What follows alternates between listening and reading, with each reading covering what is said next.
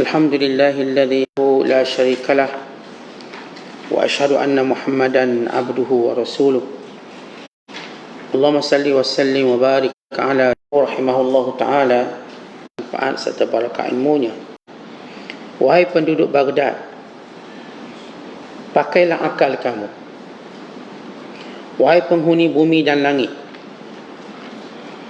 Allah menjadikan apa yang kamu tiada mengetahui. Perkara ini bukan boleh dengan berpakaian cantik. Yang ini zahir yang dibenarkan oleh batin, dan ini batin yang dibenarkan oleh zahir. Tidak ada bicara lagi sehingga semua Tuhan-Tuhanmu menjadi Tuhan yang satu, dan arahmu satu, yang dicintai pun satu. Semuanya bersatu dalam hatimu. Bilakah dia akan berkhemah dekat dengan Allah di dalam hatimu? Bilakah hatimu menjadi majzub, yakni tertarik, kerana sangat ingat kepada Allah dan rahsiamu dekat, dan engkau akan menemui Tuhanmu selepas engkau pisahkannya dari manusia. Telah bersabda Rasulullah sallallahu alaihi wasallam, man inqata'a ila Allah azza wa jalla kafahu mu'natahu, wa man inqata'a ila dunya wakalahu Allah ilaiha. Siapa yang terputus kepada Allah Ta'ala,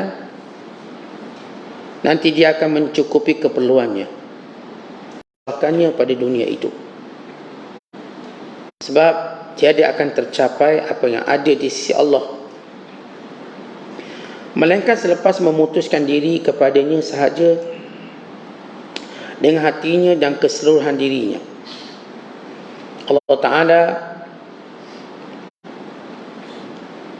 telah berfirman dalam hadis kursi, man amila amalan yuridu ghairi fa ana aghna syarikaini huwa li syariki duni. Siapa yang beramal suatu amalan yang dimaksudkan buat selain aku, maka aku paling kaya dari dikongsikan dengan yang lain. Biarlah amalan itu buat kongsiku, aku tidak perlu kepada ini. Dalam ibarat yang telah kita bacakan, memberi satu maksud dan tajuk, inqita'u ilallah. Al-inqita' ilallah artinya berhubung hanya dengan Allah, atau hidup hanya kerana Allah Subhanahu wa taala. Kata Syekh Abdul Qadir, wahai penduduk Baghdad, kerana beliau mengajar di kota Baghdad, ini wahai manusia semuanya, cuba gunakan akal. Cuba berfikir dengan ta'ammuk, dengan mendalam, dengan matang. Jadi nilai itu bukanlah yang zahir oleh batin. As-sidqu fil ibadah, benar dalam perbuatan, benar dalam ibadat. Artinya zahir itu menunjukkan pada batin, batin itu ditunjukkan oleh zahir. Iaitu jiwa mukmin sebenar tidak hipokrit, tidak munafik. Tetapi jiwa orang beriman yang sebenar ialah jelas. Umpama jelas, jiwa orang beriman itu umpama tahi lalat di badan. Artinya dalam tubuh kita ni, bila ada je tahi lalat, orang akan nampak tahi lalat tu jelas. Maka itu keadaan orang beriman, sifat benarnya dalam perkataan, dalam perbuatan, zahirnya, batinnya. Maka tiada keindahan pada zahirnya yang rosak. Artinya ada orang yang pakaiannya menunjukkan contoh, tapi dalam hatinya hipokrit dan munafik. Ini satu golongan. Ada pula pakaiannya menunjukkan dia telah menyalahi syarak, tapi dia mendakwa hatinya baik. Maka kesemuanya ini tidak benar. Yang benarnya ialah bila elok dari dalamnya, maka indah di luarnya, dan yang luar indah itu menunjukkan baik di dalamnya. Nabi SAW semulia-mulia manusia pada semua perkara, sebaik-baik hati dan semua hati makhluknya hati Nabi SAW. Demikian juga pada bila Rasulullah SAW memakai pakaian merah, maka kata sahabat, aku melihatnya jauh lebih indah daripada bulan purnama. Maka dari sudut memisahkan salah satunya satu perkara yang tidak menunjukkan kebenaran. Jadi kalau elok zahir, maka elok batin. Allahumma illa, melainkan ketidakmampuannya untuk menunjukkan yang zahir. Ini dalam hadis Nabi SAW diceritakan, ada orang yang kusuk masai keadaan dan pakaiannya. Ia kerana ketidakmampuannya, namun hati madfu'un bil abwab. Ada orang yang pakaiannya tidak nampak kemuliaannya, kusuk masai, yang mungkin kalau datang ke pintu manusia akan dihalaunya, tetapi kalau dia menyebut nama Allah, nescaya terbuka pintu langitnya. Itu dengan maksud tidak menghina orang. Tapi hakikat orang beriman itu zahir dan batinnya indah. Dalam hadis Rasulullah SAW menyatakan, innallaha jamil yuhibbul jamal. Allah cantik, sukakan kecantikan. Maka Tuhan kamu bukan satu. Tuhan kamu banyak, kamu tak berhak berbicara. Apa maksud Tuhan banyak? Dalam Al-Quran Allah menyebut beberapa sikap manusia yang mempertuhankan selain Allah. Ada di kalangan mereka yang mempertuhankan adat. Akhirnya adat itu lebih tinggi pada hukum Allah. Ini macam mempertuhankan adat. Ada yang mempertuhankan manusia, lalu ditakut pada manusia lebih pada takut pada Allah, mengharap di sisi manusia lebih pada Allah. Ini yang mempertuhankan manusia. Ada yang mempertuhankan dunia. Dia mencari dunia lebih daripada cari akhirat, sehingga dia menganggap dunia segala-galanya. Baik, ini Tuhan-Tuhan yang batin, yang ada dalam diri manusia. Kenapa disebut Tuhan? Ya, Tuhan sebenarnya ialah Allah. Kerana Allah sendiri menyebut, afara'aita man wa adallahu Allahu ala ilm, tidakkah kamu menjadikan hawa nafsu mereka sebagai Tuhan? Sehingga kebenaran yang datang dari Allah tidak dipedulikan hanya kerana ingin memenuhi nafsunya. Ada orang, misalnya dia kerja kuat, lalu kita kata kerja kuat juga, tapi ini waktu solat, kena solat. Dia tak, kita kerja ikut Jepun. Di Jepun kan tak ada Tuhan, kerja je. Tuhan ke Jepun ialah kerja. Maka kita dah buat dasar pandang ke timur, kita mau kerja tanpa sembahyang. Baik, kamu telah mempertuhankan pada benda yang batil, yang mempertuhankan dunia, yang mempertuhankan manusia, yang mempertuhankan syahwatnya, yang mempertuhankan syaitan, yang mempertuhankan meletakkan sesuatu lebih besar dari perintah Allah, yang lebih takut daripada azab Allah, lebih dihormat daripada Allah. Maka ini mempertuhankan yang batil. Maka ini yang dibawa oleh Nabi SAW untuk buang segala ketuhanan yang batil. Bukan sekadar berhala. Rasulullah SAW bukan sekadar memerangi para penyembah berhala untuk meletakkan mereka pada jalan yang lurus, termasuk memerangi orang yang mempertuhankan nafsu. Bukan mempertuhankan adat dan budaya yang bertentangan dengan Islam, bila hantunya dan sebagainya. Maka Rasulullah memperbetulkan. Dahulu orang Arab jahiliah, bila mereka ke padang pasir, mereka kata mereka berlindung dengan hantu-hantu padang pasir. Mereka seruang seumpama itu. Dahulu mereka menyangka bahawa jangkitan penyakit ini berlaku dengan mutlak. Lalu Rasulullah mengajar bahawa jangkitan itu tidak mungkin berlaku melainkan dengan izin Allah. La udwa wala tirata wala safara wa yu'jibuni fa qila ya Rasulullah wa mal fa qala kalimatan thayyibah.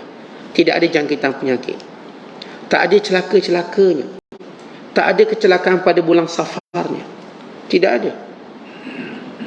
membetulkan konsep yang mempertuhankan budaya yang salah, sehingga menganggap bulan Safar bulan celaka. Sebagaimana mereka kata ada jangkitan, ada jangkitan. Tidak ada jangkitan. Maksud Nabi SAW tidak ada jangkitan melainkan dengan izin Allah. Supaya kita tahu yang meninggalkan bekas dan kesan itu Allah, bukannya benda tu. Bila dalam masyarakat jahiliyah mempertuhankan banyak, bukan sekadar berhala. Salah satu kita memberi salam. Yang diajar ialah kita kalau nak hormat setakat mencium tangannya. Maka lihat Islam buang adat yang menjadi penyembahan sesama manusia. Sebab setengah-setengah raja bila datang menghadap lalu disembahnya. Bukan kata-kata raja seperti kata-kata Tuhan. Maka Islam buang ni semua. Lalu kamu hanya pada Allah, berharap kamu hanya pada Allah, tawakal kamu hanya pada Allah, berdoa kamu hanya pada Allah, ibadat kamu hanya pada Allah, maka bersatu segala cinta kamu kepada Allah Ta'ala. La ilaha illa anta, la ilaha illa Allah, tidak ada Tuhan melainkan Allah. Fa'alam annahu la ilaha illallah, ketahuilah dia tiada Tuhan melainkan dia. Kenapa disebut tiada Tuhan melainkan dia? Kerana ramai manusia mencuba pertuhankan yang lain dengan pelbagai perangai keadaan, bukan Allah. Ketika mana kita bergantung pada manusia, jangan bergantunglah pada Allah. Sebab itu para ulama membahaskan tentang persoalan syirik. Apa itu syirik? Atau mengatasi Allah. Maka ini syirik. Kita tengok obat inilah yang sembuhkan saya. Allah yang sembuhkan, bukan obat. Obat ni cuma alat. Ikhtiar, sebab. Kalau kamu berkata secara i'tiqad bahawa obat yang sembuhkan, maka kamu terkeluar dari Islam. Sebab dia tolonglah saya senang, kalau tak tolong susahlah saya. Maka dia akan kata mati dah tempat pergantungan aku. Dia akan berkata habislah nafkah aku, matilah aku, sebab dia yang menafkahi aku. Dia bayangkan dengan ketiadaan suaminya. Dia berkata wahai gunungku yang sudah hilang, yakni tempat pergantunganku, wahai tempat harapanku dah hilang. Dia sedih. Maka ini disebut niyahah, yang dilarang dalam Islam, dalam agama. Sebab itu lihat bagaimana seorang perempuan beriman berkata ketika mana mendapat berita kematian suaminya dalam medan perang. Bila dia menyampaikan berita ini, bertanya, habis lepas ni siapa yang nak tanggung keluarga kamu?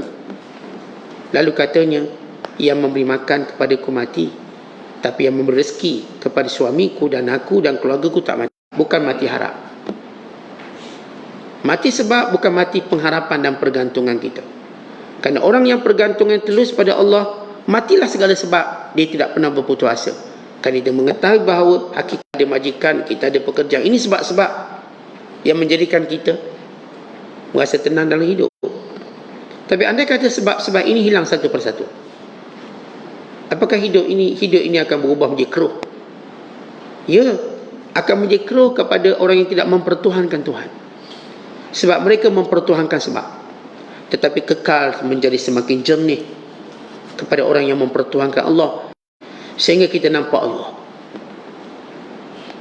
Akhirnya kita mungkin hilang orang yang kita sayang, kita hilang orang yang kita selama ini bernaung di bawahnya, kita hilang pekerjaan kesihatan yang selama ini ialah kekuatan kita. Hilang segala-galanya. Untuk hati ini bersih, jernih, bergantung pada Allah. Lalu Allah pulangkan semula dengan cara baru. Sebab itu kita lihat para sahabat, bila Allah nak mendekatkan mereka sehingga Allah meredai mereka, Allah hilangkan segala sebab mereka. Akhirnya harta mereka hilang, keluarga mereka terpisah, bahkan negeri mereka berhijrah ke Madinah. Madinah, dan akan terputus segala sebab yang selama ni mereka ada. Keluarga habis, harta habis, pangkat, kedudukan, rumah, semua benda habis. Mereka datang allowance, bonus. Maka kita anggap ini tali hayat. Sebab kita beri makan anak bini kita, kesenangan kita, tiba kena buang kerja. Contohlah, kena buang kerja atau syarikat tu bankrupt, Atau kita sakit terpaksa pencing awal. Sebab itu Allah putuskan. Waktu itu tengok orang ni, kalau dia berputus asa, manager. Kerana kesang sebab tu lama berbekas di hatinya, bila hilang memang terasa sedikit sebentar. Tetapi bila dia menginsafi, menyerahkan diri pada Allah, akhirnya sebab tu hilang. Untuk Allah Ta'ala menjadikan dia terus bergantung pada Allah. Kita sakit, tuan-tuan, lalu kita pun tengok sebab lah, hospital, doktor, duit, kad insurans, semua ni kita tengok. Lalu kita lalui proses sebab. Makan ubat tak sembuh, hospital, keluar hospital, doktor dah bertukar, hospital juga bertukar, duit mula kering, kad medik pun, medical card pun dah tak nak cover. Semua mula putus satu persatu. Pertama, doktor cakap memang tak boleh sembuh penyakit. Duit kita pun dah hilang, habis sekian-sekian. Medical card dah tak nak cover dah. Terus berubah, menyembuhkan segalanya. Bila kalau seorang isteri, selama ini suami inilah yang duk heret dia sana manusia. Dia kadang-kadang macam saya kata terlalu bergantung pada sebab. Hampirlah kita anggap dia macam Tuhan. Kau tak dapat ni, susahlah saya. Kita ada Allah. Kita bergantung pada orang, kalau dia tak tolong saya habis. Maka ini cinta boleh buat pada syirik. Dia cakap je macam tu, cakap kononnya hebatnya cinta dia, tak dapat. Pada manusia, Allah tak pernah jadikan cinta pada manusia ini cinta yang membahagiakan kita. Melainkan di sebalik cinta itu ada perkara yang akan berakhir dengan kesedihan kita. Paling tidaknya pun mati. Dan kita cerita, saya tetap kita cerai dengan isteri saya, dengan suami saya punya cinta lain macam. Baik, kita akan tengok hari kematiannya. Akan datang hari kematian. Yang dikata setia, akhirnya dia dengan mudah melupakannya untuk satu tempoh. Habis lupa. Dan kembali dia mencintai orang lain pula. Dan ceritanya berulang begitu. Maka ini, kalau dia kata saya berjanji kalau mati pasangan saya tak akan kahwin sebab cinta saya hanya pada Wa'imah, awak betul dengan apa yang awak cakap, tetapi kehidupan awak tidak akan lagi terurus. Jadi teruk, orang kata gila, lemah semangat, tak bermotivasi. Maka ini bukan cinta betul, kerana cinta menjadikan kita makin kuat. Cinta menjadikan kita makin kuat, makin berani. Lihatlah para sahabat, bila mereka menanam cinta pada Allah, mereka berani, mereka kuat. Di sebalik tubuh badan yang lemah, tapi mereka kuat dan melaksanakan taat dan perintah Allah, sehingga mereka mengenal Allah. Tapi orang yang saya kata bini kata setia, saya tak kahwin sampai bila-bila, kita nampak dia lemah. Cinta tidak menghasilkan orang yang lemah. Cinta menghasilkan orang yang kuat.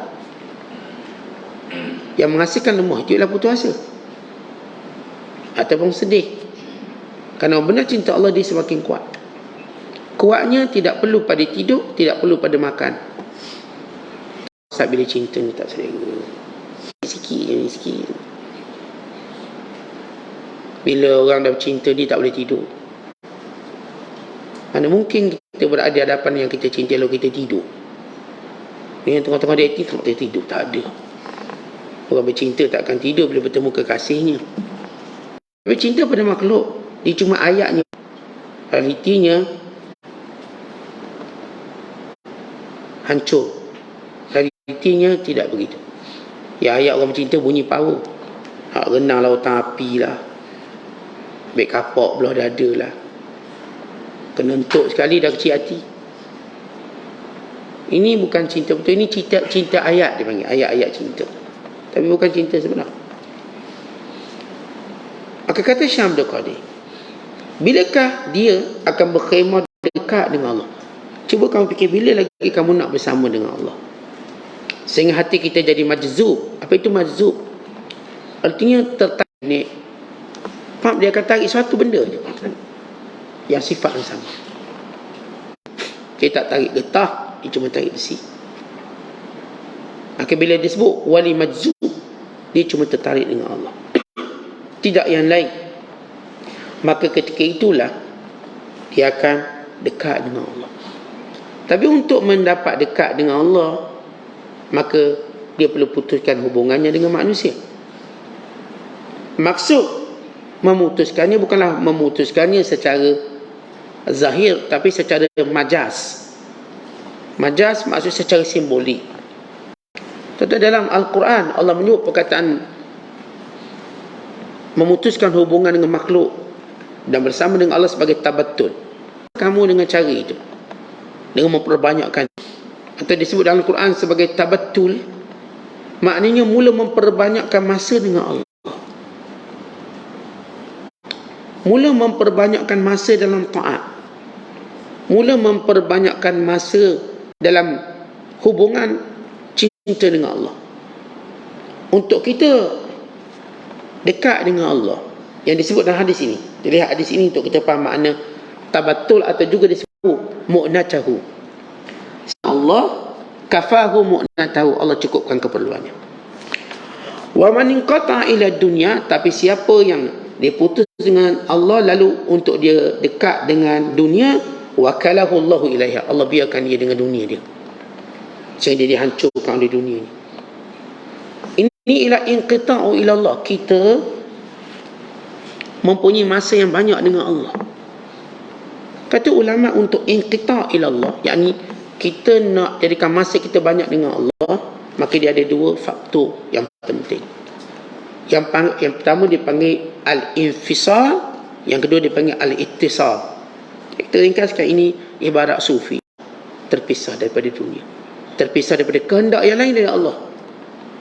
Kita nak berpisah, kita tak nak kehendak kita atau nafsu kita atau dunia kita, bukan. Ini infisal, menyerahkan semuanya dalam apa yang diputuskan oleh Allah.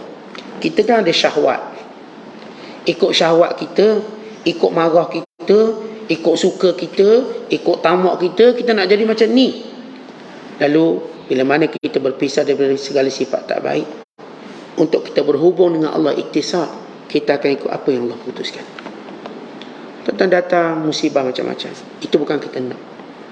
Tak ada orang suka musibah, tetapi itu yang Allah kehendaki. Maka kita redha. Waktu mana kita redha, kita telah buang segala kehendak kita, nafsu kita, jiwa kita.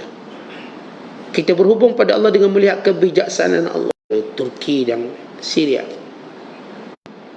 ya, kita melihat dengan segala simpati kita, dan kita melihat dengan segala empati kita, doa kita, bantuan. Maka ini yang patut kita buat. Namun kita tidak melihat kejadian itu buruk, melainkan baik, kerana Allah yang melaksanakannya. Allah lakukannya untuk satu hikmah, teguran pada manusia, peringatan pada manusia. Ini baru gempa yang bukan namanya gempa kiamat. Bayangkan bagaimana bila berlaku gempa kiamat, supaya kita ingat. Kerana bila Allah cerita tentang amaran-amarannya, tentang nerakanya, tentang pahala atas ujian ini, dan dalam masa yang sama gempa ini mengingatkan bilion manusia. Dan Jepun setiap tahun kira-kira 5,000 gempa bumi berlaku di Jepun. Gempa tu kecil besar dikira belaka lah. Ni saya tengok statistik di Jepun gempa. Lalu mereka buat macam-macam, buat bangunan kalis gempa. Mereka cuba jangan tinggikan bangunan, biar average bangunan tu sekian-sekian, dan bahan yang digunakan yang mampu menyelamatkan. Lalu mereka minta penduduk beli meja tertentu kalau gempa duduk bawah meja tadi. Sekian-sekian mereka beri taklimat kerana mereka sentiasa berlaku gempa bumi. Dan terbaru mereka membilangannya lebih kurang 400 km. Sekian-sekian saya itu mereka buat. Lalu setiap kali mereka buat apa yang mereka buat, maka setiap kali itu mereka akan lemah dengan apa yang disebut kuasa Allah. Datang ke bumi dengan magnitude dia, dengan darajahnya lebih rendah daripada apa yang mereka jangkakan, maka terbalik mereka. Sekian-sekian berlaku. Semua benda ni kita tuan-tuan melihat sebagai orang beriman, melihat setiap benda itu ada hikmah. Saya katakan gempa berlaku baik di Turki, dan saya anggap ia sebagai mukadimah pada gempa-gempa yang akan berlaku, sebagai ingatan pada manusia. Lihat kuasa Allah, kuasa kamu, mana kekuatan kamu, ikutnya. Tuan-tuan ya, dia mula berlaku sekali, kemudian diikuti dengan 80 gempa dalam masa beberapa jam, dan bumi di bawah sentiasa bergerak. Walaupun nampak tak lagi rasa macam goncang di atas, bumi tu gerak, dia shaking bangunan, lalu tiba-tiba roboh bangunan. Tu tengah selamat tempat ni, bangunan ni roboh. Walau mereka tak rasa gempa kat atas, gempa di bawah. Ada satu kajian yang saya baca dan satu majalah antarabangsa. Mereka buat kajian zulzilatil ardu zilzalaha. Ingatlah pada hari di mana bumi digoncangkan dengan sekuat-kuatnya. Itu baru goncang sana. Tapi seluruh bumi, tuan-tuan, sedang berlaku gegaran. Yang kita tak rasa kat atas, tapi dia tu bergegar, menunggu perintah Allah. Seumpama kita berlari, duduk kat garisan, tunggu orang tembak pistol nak lari. Demikian semua makhluk ini sedang menunggu perintah Allah. Laut sedang menunggu perintah Allah. Dia terus berombak, menunggu perintah Allah untuk menenggelamkan semuanya. Gunung sedang menunggu perintah Allah untuk lebur, dan bumi sedang menunggu perintah Allah untuk menenggelamkan semuanya. Maka kita melihat kejadian yang berlaku. Allah nak beritahu kepada kita, bumi di New Zealand, di Christchurch, Christchurch, yang cuma 2 jam, ruginya 2 bilion USD.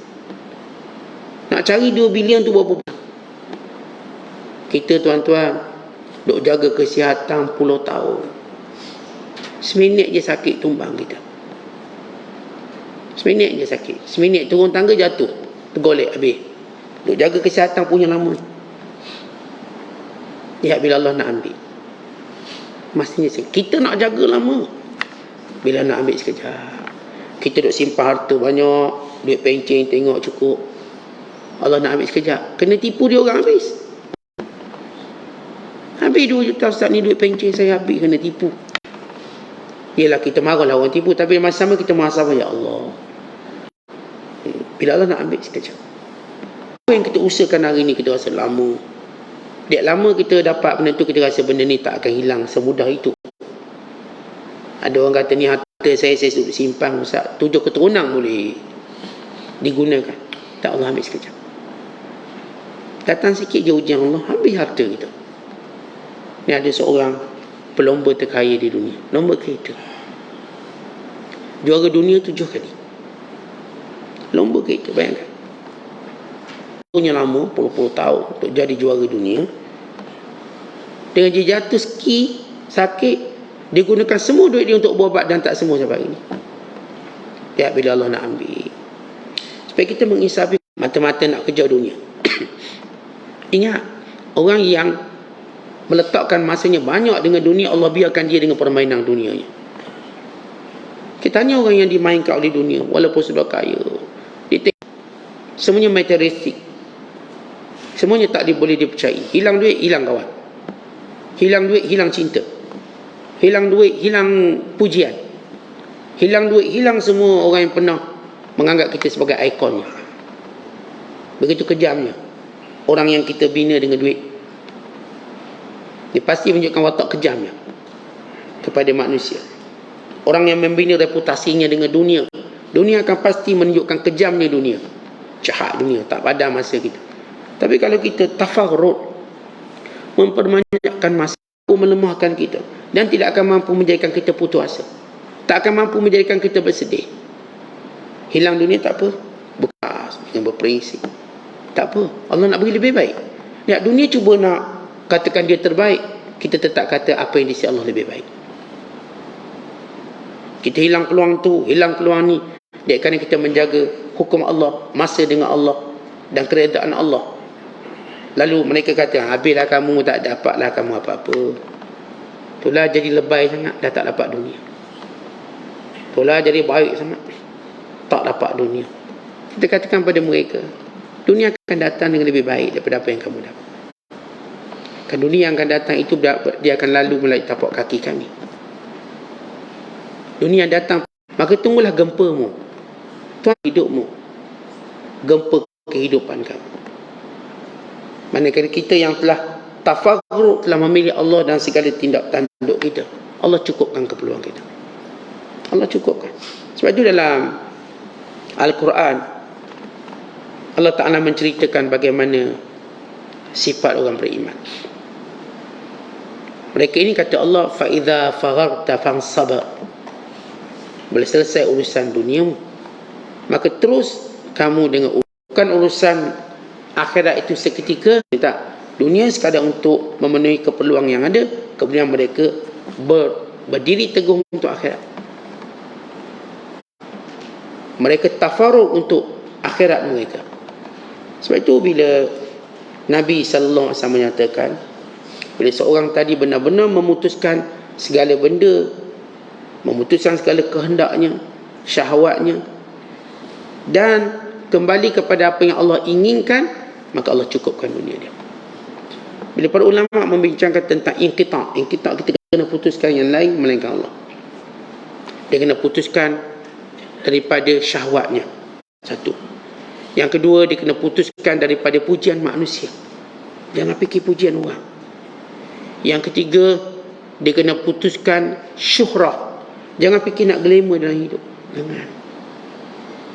Kalau kita benar-benar jujur dengan Allah, jangan pilih glamour. Kalau Allah beri glamour itu hal lain, kita tak pilih glamour. Kita tak nak buat benda-benda yang glamourkan kita dengan meninggalkan perintah. Kita punya akaun kita ni ramai pengikut, memilih benda tu melainkan dengan tujuan untuk beribadat pada Allah. Kalau Allah beri kita glamour, itu urusan lain, tapi bukan kita memilih glamour.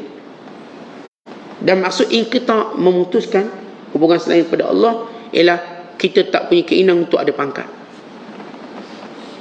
Inqita' anil riasati wasiyadah, kita memutuskan diri kita daripada kehendak nak pangkat. Kan semua manusia ni kan nak pangkat. Naklah pangkat apa, tak apalah Ustaz, dapat juru kira-kira mungkin. Nak juga pangkat, nak juga jadi AJK. Kita bukan maksud kita tolak kalau orang bagi kita pangkat, tapi bukan itu keinginan kita. Sampai kita sanggup untuk memburukkan orang tu supaya pangkat kita naik. Tak. Kalau bagi sebagai amanah, ya kita terima. Khususnya kalau ia boleh beri kebaikan, pangkat tu. Banyak mana mayat yang dilangkahinya untuk mendapat pangkat tersebut. Jadi bila sebut inqita' ilallah, memutuskan segala yang lain melainkan kepada Allah, ini kita putuskan syahwat, kita putuskan pujian, kita putuskan glamour, populariti, syuhrah, kita putuskan keinginan untuk mendapat pangkat. Dan yang kelima ialah putuskan hubungan untuk mendapat harta. Bukan kita tolak harta, tapi bukan itu matlamat kita. Kita kerja macam orang yang kerja.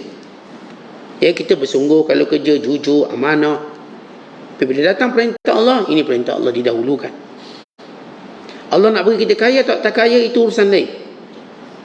Bukan kita menjadikan syahwat kita nak harta. Akhirnya sebab dek nak harta lah, lihat masanya dengan Allah terjejas teruk. Kan nak harta lah, maka lihat bagaimana berbohong, tunjuk iklan. Dia punya tunjuk iklan nampak besar, sampai kat meja kita kecil. Dia sanggup menipu macam ni. Tengok gambar ni besar ni, popiah besar, nampak popiah. Sampai kat kita besar kelingking popiah. Sanggup dia buat macam tu. Kita nampak macam besar. Sebab tengok harga pun besar. Tengok harga, 3 biji ni RM10, mesti besar. Tengok besar kelingking. Ni pencungkir gigi ke apa? Tapi itulah yang dilakukan oleh orang nak harta. Orang nak harta, dia buat macam tu. Ambil gambar lain, kita makan lain. Kita tak boleh ikut cara marketing macam tu, tidak. Itu bukan cara orang yang mengharapkan keredaan Allah. Tapi kalau gambar tu macam tu, dia keluar macam tu. Udang. Kita order benda sama. Dia order maflah, kita order maflah. Benda makanan, saya pun tak tahu. Tapi bila review, udang segar besar. Sampai kita beli udang kecil. Ini orang yang nak cari kekayaan tanpa melihat keredaan Allah. Dan kita kan kalau sekarang ada di trend, kita cerita yang trend ni. Bila dia buka kedai makan, dia pun panggil seorang review. Cerita ni sedap. Tapi masalahnya waktu dia orang ni review, dia beri yang terbaik pada pereview. Terbaik. kita ni yang tak bercerdik dengan orang tipu bagaimana. Kita duk ingat bila pergi kedai. Tentu kita kena buang bentuk gaya marketing dia buang. Panggil pengreview makanan ni. Untuk review kedai kita. Bagi makanan sekian-sekian. Maka jelaskan pada ni, memang macam ni. Kita akan beri yang sama pada pelanggan kita. Kalau kita buat mi udang galah ada 2 ekor. Waktu di review 2 ekor. Masa pelanggan datang 2 ekor. Jangan nampak ekor je tak ada udang ni. Maka ini pembohongan kerana orang ni kita nak harta tadi. Sebab itu bila sebut inqita' ila Allah, seorang benar-benar nak memutuskan segala yang lain selain Allah. Kita tak tolak harta. Kita tidak pernah tolak harta. Harta sebahagian daripada penyempurna agama. Tapi cara memiliki harta itu salah. Atau masa yang digunakan mencari harta itu salah. Makan. Dia kerja jual makan, dia tak ada masa mandi, dia tak ada masa tidur, dia tak ada masa dengan anak isteri. Apa jadi pada dia? Tamu pelanggan lagi, apa ni toke kedai busuk, saya tak ada masa lah nak mandi sebab sibuk lah dengan awak. Kita tak akan terima ya. Sebab mandi tu dururi, benda penting. Kemudian anak bini dia terpaksa melawat dekat kedai. Kenapa tak balik rumah Ustaz 2 bulan dah tak balik sejak meniaga? Apa jadi? Bini dah file cerai. Anak-anak dah hebat. Sebab dia pula ada masa ngisi dengan anak-anak dia. Tentu bagaimana masa dengan Allah pula? Kalau kita tahu bahawa kita kena ada masa mandi, masa berak, masa kencing, masa dengan isteri, even masa dengan pelabur kita. Tiba-tiba kita lupa masa dengan Allah yang memberi segala-galanya. Kita. Tak kira sesibuk mana pun kamu mesti ada masa mandi. Tak kira sesibuk mana pun kamu mesti ada masa dengan Tuhan. Bukan itu masa paling penting. Kalau busuk fizikal orang lagi, bagaimana busuk hatinya kerana tidak membersihkannya dengan mentaati Allah, dengan tunduk kepada kehendak Allah Subhanahu Wa Taala dan hukumnya. Kerana itu bila kita sebut al-inqita' ila Allah, maka dia ada 10 mukaddimah. 10 mukaddimah kalau tanda seorang itu benar-benar dia telah memutuskan dengan segala yang lain untuk dia mendekati Allah, untuk dia dekat dengan Allah, untuk dia memutuskan segala sebab, dan dia ada kekuatan untuk memutuskan itu. Kita ada kekuatan untuk memutuskan kehendak untuk dibuat, untuk pangkat, untuk harta. Sebab benda ni nak tinggal 5 perkara ni bukan sesenang-senang macam kita fikir. Kita kena ada satu mukaddimah dia. Mukaddimah pertama kata para ulama, tunaikan yang fardu pada waktunya. Semua yang fardu pada waktunya. Ada as-salat ala waqtiha fi awal waqtiha. Laksanakan solat pada awal waktunya. Laksanakan. Katakan tuan-tuan kita ni tak boleh solat berjemaah lah. Sebab kita komitmen dengan kerja kita. Okey. Sampai waktu dek kerja, komitmen kerja, maka ambil kelebihan awal waktu.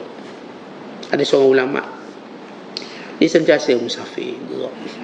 Tapi satu benda yang dijaga, masuk solat, dia tu solat.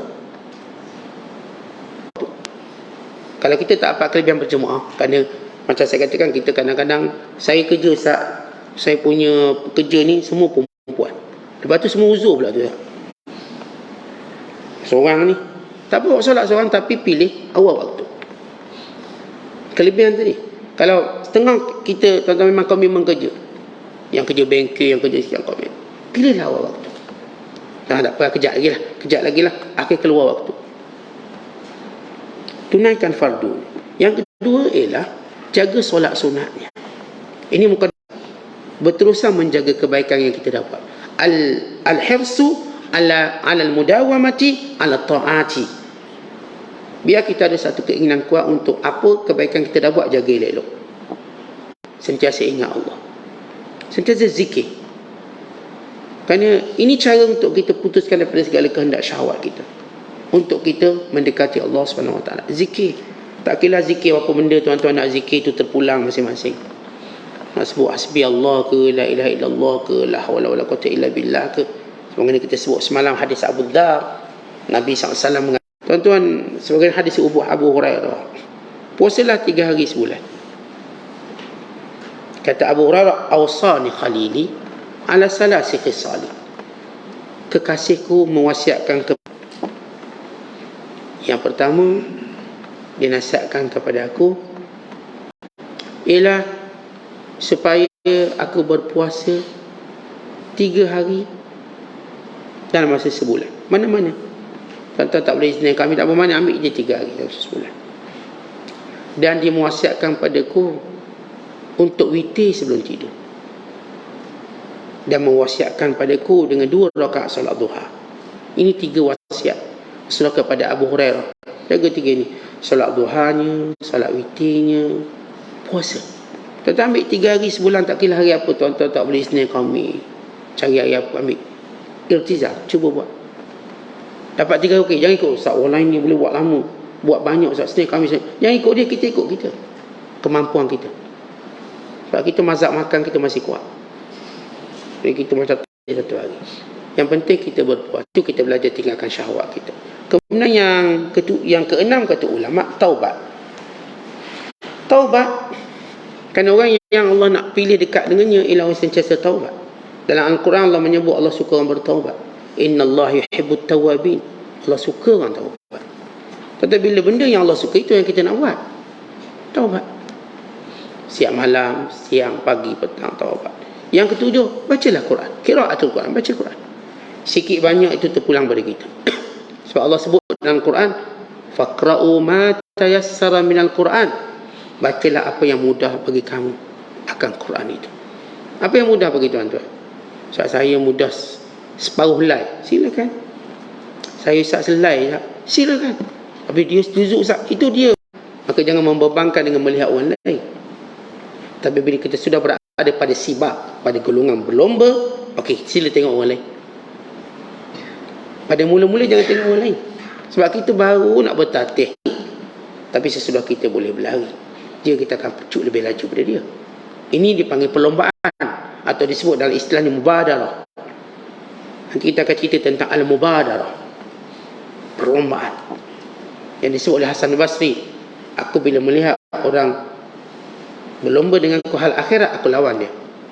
Tapi kalau aku lihat dia cuba ajak aku berlomba hal dunia, aku tinggalkan dia. Kenapa? Berlomba hal dunia memenatkan dan menghimpunkan sifat jahat.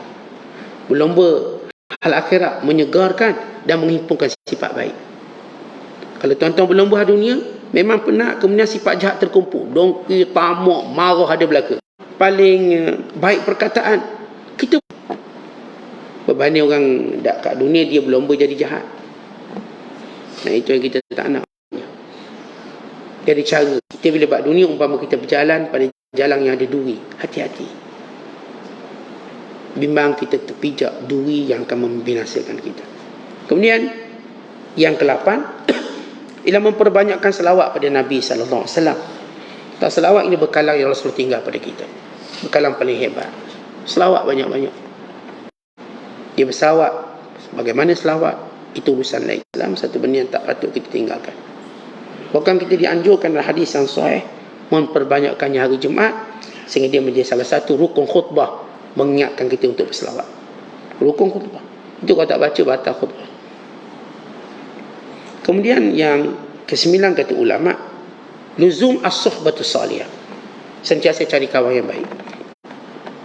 Kerana orang yang inqita' ila Allah, yang ingin bersama dengan Allah, dia tak mungkin sampai dengan kawan yang jahat. Dia cuma dapat sampai pada kawan baik. Kawan baik ni tuan-tuan tak ramai pun kita tak kisah. Kita berdua, kita bertiga tak ada, asal ada kawan. Tak perlu cari ramai kalau tak boleh. Yang penting kita ada seorang sahabat, minimum yang baik. Dan yang ke-10 kata perlu, dan sentiasa bersedekah sikit atau banyak. Amalkan sedekah macamlah tuan-tuan minum air masak. Tak hari Ustaz kena minum air masak. Tak minum air masak Ustaz, nanti kena batu karang. Kena minum air masak, kurangkan kadar gula. Kena minum air masak, bersihkan usus. Sekian-sekian air masak, mana ada orang tak minum air masak? Sehari dia akan minum. Minum sikit. Tentang demikian kita cerita sedekah-sedekah ni tuan-tuan. Jangan cerita tunggu banyak. Jangan cerita hari tertentu. Sikit bagi. Tak kira kita bagi pada kaum kerabat kita. Sedekah bukan jenis ni. Nampak tabung sedekah. Tak ada tabung, no sedekah. Tentang ni dengan pekerja kita, kerani kita bersedekah. Kita tak perlukan bentuk tabung lalu bersedekah. Sebut je sedekah, mana tabung? Tak ada tabung, tak ada sedekah. Bukan begitu. Kat masjid kita tengok, bukan maksudnya kita masuk duit tabung nama sedekah. Kadang-kadang ada benda kita boleh buat sendiri, letak makanan, sedekah. Kadang-kadang kita tolong beri makanan yang orang dah letak, itu sedekah. Itu semua bentuk sedekah yang pelbagai. Sebab kata Nabi SAW, kullu ma'rufin sadaqah, siap ke baik itu sedekah. Bagaimana gaya sedekah, maka itu berdasarkan kepada ilmu masing-masing. Yang penting untuk kita dekat dengan Allah, itu jalan dia. 10 jalan yang para ulama sebut untuk sehingga akan datang satu sifat yang menunjukkan dia mendapat taufik. Kata Sahal bin Abdullah Tustari, apa dia? Sifat mubadarah. Mubadarah, dimula berlomba-lomba buat baik, berlomba. Mereka seperti berasak-asak ke pintu syurga Allah. Dek sifat berlomba mereka seperti, sedangkan pintu syurga Allah itu luas. Wallahu a'lam. Assalamualaikum warahmatullahi wabarakatuh.